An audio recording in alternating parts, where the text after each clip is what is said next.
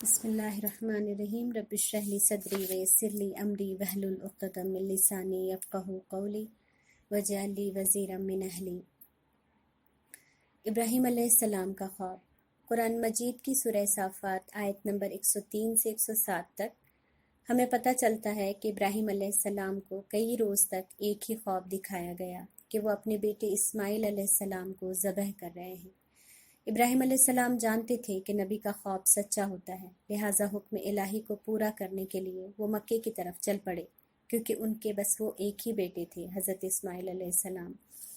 اندازہ کریں، شادی کے اتنے عرصے بعد اولاد ہوئی، پھر حکم خداوندی یہ کہ اس نوزائیدے کو اپنے آپ سے دور بے آب و گیا ویرانے میں چھوڑ آؤ، اور اب یہ حکم، لیکن وہ ابراہیم تھے، خلیل اللہ۔ اپنا سب کچھ اللہ کے سپرد انہوں نے صرف زبان سے نہیں کیا تھا، دل سے کیا تھا، اور یہی مسلم کی اصل پہچان ہوتی ہے۔ باپ نے ایک عرصے بعد بیٹے کو دیکھا تھا، اولاد کی محبت سینے میں ٹھاٹھے مار رہی ہوگی، لیکن وہ جانتے تھے کہ الذین آمنوا اشد حبا للہ، ایمان والے تو وہ ہوتے ہیں جو اللہ سے شدید محبت کرتے ہیں، تو اللہ کی محبت سب سے پہلے۔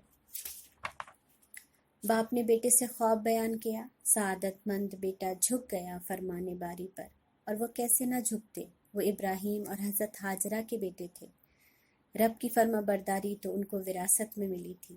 کیسی عظیم تھی وہ ماں جس نے اکیلے اپنے بچے کی پرورش کی، لیکن اسے باپ کا فرما بردار بنایا، سب سے بڑھ کر رب کا فرما بردار بنایا۔ اس لیے کسی شاعر نے کہا کہ سکھایا کس نے اسماعیل کو آداب فرزندی، وہ ہاجرہ ہی تو تھیں باپ کی فرما بردار، کہ چپ چاپ حضرت سارہ کے ساتھ آ گئی، اپنی ملکہ کی اتنی فرما بردار کہ حضرت سارہ کے کہنے سے ابراہیم علیہ السلام کے نکاح میں آ گئی، شوہر کی فرما بردار جو بے چوں چرا ایک انجان سفر پر نکل گئی، اور رب کی فرما بردار کہ اس کے حکم سے ویران ریگستان میں رک گئیں۔ انہی کی پرورش تھے اسماعیل علیہ السلام، لاجواب پرورش، جنہوں نے وہ نظارہ پیش کیا جو اس سے پہلے دنیا نے کبھی نہیں دیکھا تھا۔ زمیں سہمی ہوئی تھی، آسماں بیچارہ الگ ساکت تھا، فرم بردار بیٹا پیشانی کے بل لیٹ گیا تھا، اور باپ نے حلقوم پر چھری رکھ دی تھی، بس چھری تو چل دی تھی، لیکن اللہ نے پکارا، اے ابراہیم، تم نے خواب سچ کر دکھایا، ہم نیکوکاروں کو اسی طرح بدلہ دیتے ہیں۔ یقیناً یہ ایک کھلی ہوئی آزمائش تھی، اور اللہ نے انہیں فدیے میں ایک عظیم ذبیحہ عطا فرمایا۔ فرشتہ میڈا لے کر آسمان سے حاضر ہوا، اور یوں ابراہیم علیہ السلام اور اسماعیل علیہ السلام کی قربانی اللہ کی بارگاہ میں مقبول ہو گئی، اور ہم آل اسماعیل آج بھی اپنے باپ کی قربانی کی یاد میں عید الاضحیٰ کے دن جانور قربان کرتے ہیں۔ کاش جانور قربان کرتے ہوئے دل میں اس یاد کو بھی تازہ رکھیں کہ اگر ہمیں بھی کبھی رب کے راستے میں جان دینا پڑے تو پیچھے نہ ہٹیں گے انشاءاللہ۔ حضرت ابراہیم علیہ السلام کتنی بار مکہ تشریف لائے، روایت میں اس کی وضاحت موجود نہیں، ہاں البتہ قرآن اور حدیث کی روشنی میں 4 بار کی تفصیل موجود ہے، جس میں 2 کا ذکر قرآن میں ملتا ہے اور 4 کا ذکر حدیث میں۔ حضرت اسماعیل علیہ السلام نے جرہم قبیلے سے ہی عربی زبان سیکھی، تیر چلانا اور دیگر فنون بھی انہوں نے انہی سے حاصل کیے۔ جب جوان ہوئے تو جرہم خاندان کی ایک خاتون سے شادی کی، اسی دوران حضرت ہاجرہ کا انتقال ہو گیا۔ صحیح بخاری کی ایک طویل روایت میں ابن عباس سے مرفوعاً مروی ہے، جس کا خلاصہ یہ ہے کہ ایک بار ابراہیم علیہ السلام مکہ تشریف لائے، لیکن اسماعیل سے ملاقات نہ ہوئی۔ بہو سے حالات دریافت کیے تو اس نے تنگی کی شکایت کی۔ آپ نے وصیت کی کہ اسماعیل آئیں تو انہیں کہنا اپنے دروازے کی چوکھٹ بدل دیں، اور ملاقات کیے بغیر واپس چلے گئے۔ اسماعیل علیہ السلام گھر لوٹے تو بیوی نے ساری بات بتائی۔ اسماعیل علیہ السلام باپ کی وصیت اور حکمت کو سمجھ گئے، بیوی کو چھوڑ دیا۔ اب اسماعیل علیہ السلام نے جرہم کے سردار مزاز بن عمر کی صاحبزادی سے شادی کی۔ اس شادی کے بعد ابراہیم علیہ السلام پھر تشریف لائے، بہو سے حال احوال دریافت کیا تو اس نے اللہ کی حمد و ثنا بیان کی۔ ابراہیم علیہ السلام نے وصیت کی کہ اسماعیل اپنے دروازے کی چوکھٹ برقرار رکھے، اور فلسطین واپس چلے گئے۔ ان دونوں واقعوں کو سامنے رکھ کر میں سوچتی ہوں کہ اگر آج ابراہیم علیہ السلام ہمارے دروازوں پر آ جائیں تو ہم میں سے کتنی عورتوں کی چوکھٹ سلامت رہے گی۔ تھوڑی دیر کے لیے اس بات کو ضرور سوچیے گا، اور ایک عام عورت اور ایک سردار کی بیٹی میں کیا فرق ہوتا ہے۔ ہمیں اس واقعے سے یہ بھی پتہ چلتا ہے کہ ہم میں سے جو لوگ بھی اعلیٰ خاندان، اعلیٰ تربیت، بہترین پرورش، اعلیٰ رہن سہن پر فخر کرتے ہیں، لیکن ان کی بچیاں شادی کے بعد اپنی کسی کمی کی وجہ سے نباہ نہیں کر پاتی، انہیں یاد رکھنا چاہیے کہ اعلیٰ خاندان کی بچیاں وہ ہوتی ہیں جو شکر گزار ہوتی ہیں، ہر حالات کا سامنا کرنے والی ہوتی ہیں، چھوٹی چھوٹی مشکل سے پریشان ہونے والی نہیں ہوتی۔ خیر، چوتھی بار کی آمد کا ذکر سورہ بقرہ آیت نمبر 127 سے 129 میں ملتا ہے۔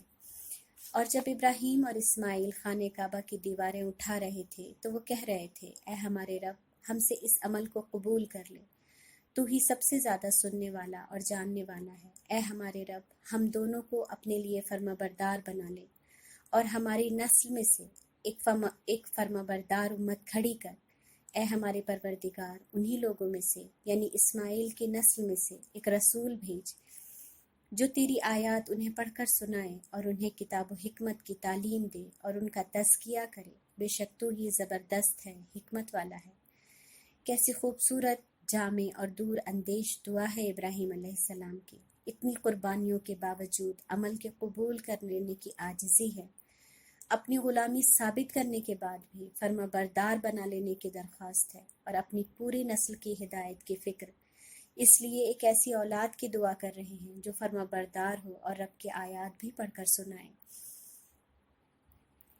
اور اس طرح اللہ نے اپنے جلیل القدر نبی کے ذریعے سید الانبیاء محمد مصطفیٰ صلی اللہ علیہ وسلم کی آمد کی دعا کتنی بہترین انداز میں کروائی۔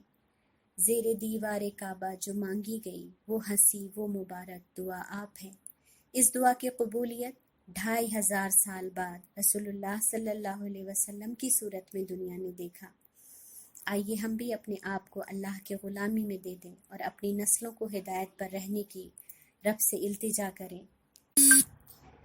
بیت اللہ کی تعمیر کے بعد حضرت ابراہیم علیہ السلام نے اپنے بچوں کے لیے دنیا کے تمام انسانوں کی محبت کی بھی دعا مانگی تھی، اور اللہ سے رزق کی دعا مانگی، اور اللہ کا شکر ادا کرتے رہے۔ بیت اللہ کی تعمیر، سب سے پہلے کعبہ کو فرشتوں نے بنایا، پھر آدم علیہ السلام نے، پھر نوح علیہ السلام نے، پھر شیش اور علیہ السلام نے۔ حدیث سے پتہ چلتا ہے کہ ہر پیغمبر ایک بار اپنی زندگی میں کعبے کی طواف کے لیے ضرور آئے۔ کعبہ اس سرزمین کی پہلی عبادت گاہ ہے، لیکن کچھ عرصے سے دیواریں گر گئی تھیں۔ کہا جاتا ہے سیلاب نوح میں دیواریں گری تھیں، واللہ عالم۔ جب ابراہیم علیہ السلام یہاں پر تشریف لائے تو اس وقت بنیادیں نظر نہ آتی تھی۔ اللہ نے ایک خاص بادل کے ذریعے اس حصے کی نشاندہی کی۔ ابراہیم علیہ السلام اور اسماعیل علیہ السلام نے مل کر اس حصے کو صاف کیا تو اصل بنیادیں سامنے آ گئیں، اور اس طرح اس جگہ پر کعبہ تعمیر ہوا، جس کا ذکر اللہ رب العزت نے قرآن میں اس طرح کیا ہے۔ باپ بیٹے جبل کعبہ سے پتھر کاٹ کاٹ کر لاتے اور اللہ کا گھر بناتے۔ ابراہیم علیہ السلام ہر تھوڑی دیر پر ایک پتھر پر کھڑے ہو کر دیکھتے کہ دیوار سیدھی جا رہی ہے یا نہیں۔ اسے ہی آج ہم مقام ابراہیم کہتے ہیں، جس کو مصلی بنانے کے لیے اللہ نے کہا۔ مقام ابراہیم نشانی ہے ابراہیم علیہ السلام کی محبت کی، تھکن کی، اللہ سے محبت کی، اور ہم جانتے ہی نہیں اور حج عمرے پر چلے جاتے ہیں، یہ جانے بغیر کہ یہ تمام نشانیاں ہمیں کیا بتانا چاہتی ہیں، ہمیں کون سا بھولا ہوا سبق یاد دلانا چاہتی ہیں۔ چونکہ ابراہیم کافی دیر وہاں کھڑے رہ جاتے تھے، اس لیے ان کے قدموں کے نشان وہاں پر رہ گئے، اور اللہ نے اپنے محبوب کے قدموں کی چھاپ ہماری رہنمائی کے لیے محفوظ کر دیا، اس محبت کے ساتھ کہ جب اللہ آپ کو موقع دے گا تو ان قدموں کو جب اپنی آنکھوں سے دیکھیں گے تو انشاءاللہ ان کی تمام تھکن کو محسوس کر سکیں گے، جو اندر تک آپ کے دل میں رب کے لیے کچھ کر جانے کا جذبہ پیدا کر دے گی۔ جب کعبے کی دیوار مکمل ہو گئی تو اللہ نے حکم دیا کہ لوگوں کو اس کے گھر کی طرف بلاؤ۔ ابراہیم علیہ السلام نے کہا، میری آواز کہاں تک جائے گی؟ ایک روایت کے مطابق جبل ابو قبیس جہاں اب بادشاہوں کے محلات ہیں، یہ سب سے پہلا پہاڑ ہے جو زمین پر اللہ نے ابھارا۔ وہ پتھر جو رسول اللہ صلی اللہ علیہ وسلم کو دور جاہلیت میں بھی سلام کرتا تھا، وہ جبل ابو قبیس کا ہی تھا۔ اسی پہاڑ سے حضرت ابراہیم علیہ السلام نے اذان دی، یعنی حج کے لیے لوگوں کو پکارا، اور یہ آواز اللہ کے حکم سے دور دور تک گئی، اور کہا جاتا ہے کہ عالم ارواح یعنی جہاں روحیں رہتی ہیں وہاں تک بھی گئی، اور جن جن روحوں نے اس دن لبیک کہا تھا وہ ضرور حج کریں گی انشاءاللہ۔ جب کعبہ تعمیر کیا گیا تو دیوار میں ایک جگہ کے لیے کوئی مناسب پتھر نہ مل سکا، پھر اللہ نے حجر اسود بھیجا اور وہ وہاں پر لگایا گیا۔ اس بات میں کوئی شک نہیں کہ حجر اسود جنت سے آیا ایک پتھر ہے۔ بعض روایات سے پتہ چلتا ہے کہ وہ حضرت آدم علیہ السلام کے ساتھ ہی زمین پر اتارا گیا، اور بعض نے خانہ کعبہ کی تعمیر کے وقت بتایا۔ بہرحال اس پتھر کی خوبی یہی ہے کہ وہ زمین پر جنت کا پتھر ہے، اور جہاں یہ حجر اسود نصب ہے، حاجی وہیں سے اپنا طواف شروع کرتے ہیں۔ آج کے لیے بس اتنا ہی۔ سبحانک اللہم و بحمدک، نشہد ان لا الہ الا انت، نستغفرک و نتوب الیک۔ سبحان ربک رب العزت عما یصفون، وسلام علی المرسلین، والحمد للہ رب العالمین۔ آمین۔ جزاکم اللہ خیر۔